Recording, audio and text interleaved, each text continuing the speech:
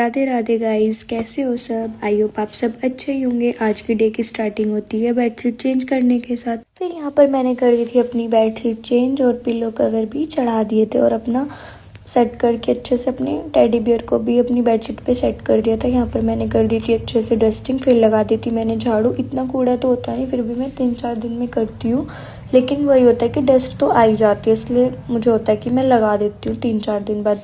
यहाँ पर मैंने पोछा भी लगा दिया था पूरे में। फिर मैं आ गई थी नहाकर।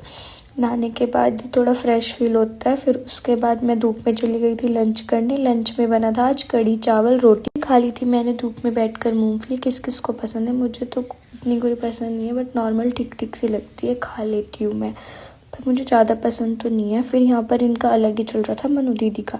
इनके थे एग्ज़ाम, मैं बोल रही थी पढ़ लो, लेकिन नहीं, पतंग कट गई दीदी, मुझे पतंग लेके आनी है। फिर शाम के टाइम मैं आ गई थी नीचे। मैंने कर दिए थे कपड़ों को अच्छे से फोल्ड, सबकी अलमारी में सेट कर दिया था। फिर मैंने शाम की कर दी थी पूजा। अपने छोटे से लड्डू जी को करा था प्रणाम, श्री जी कन्नू जी को भी किया प्रणाम। फिर यहाँ पर हमारी संस्कृति दीदी जी भी आ गई थी, जिसको मैं सुबह से वेट कर रही थी, बुला रही थी, और यह आई रात को निकल गई।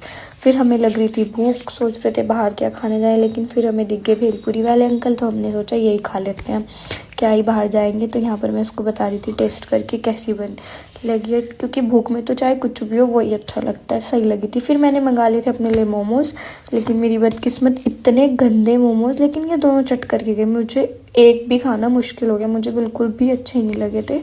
फिर मुझे वही अपनी खिचड़ी खानी पड़ी गाइस। चलो गाइस, आज का व्लॉग यहीं ख़त्म होता है। कैसा लगा कमेंट करके ज़रूर बताना। यूट्यूब पर भी मेरे चैनल को सब्सक्राइब करना।